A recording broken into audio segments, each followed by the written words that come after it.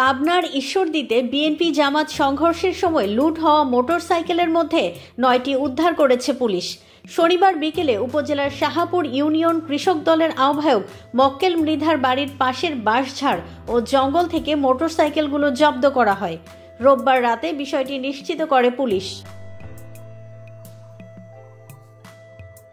মক্কেল মৃধা পাবনা 4 আসনে বিএনপি মনোনীত প্রার্থী হাবিবুর রহমান হাবিবের অনুসারী। অভিযানে অংশ নেয় ডিবি পুলিশ ও ঈশ্বরদী থানা সহ পাকশি ও রূপপুর পুলিশ ফাঁড়ির সদস্যরা।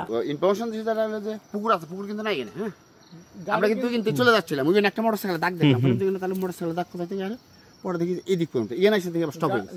না, ভেরি গুড, ভেরি গুড। গাড়ি কিছুক্ষণ আগে আচ্ছা, ওই দাগ দেখে তো আসছি, দাগ না ফেলে তো পাইতাম না। ঈশ্বরদী সার্কেলের অতিরিক্ত পুলিশ সুপার প্রণব কুমার সরকার জানান, গোপন সংবাদের ভিত্তিতে অভিযান চালিয়ে মোটরসাইকেলগুলো উদ্ধার করে থানায় জমা দেওয়া হয়েছে।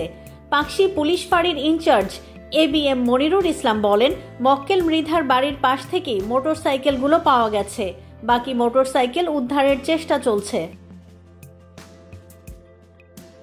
গত বৃহস্পতিবার শাহাপুরের চর গড়গড়ি গ্রামে নির্বাচনী প্রচারণায় গেলে জামাত প্রার্থী আবু তালেব মণ্ডলের ওপর স্থানীয় বিএনপি কর্মীরা হামলা চালায় বলে অভিযোগ রয়েছে।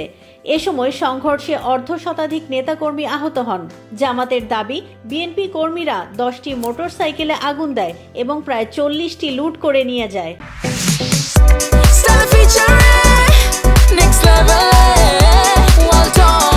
Side by side fridge.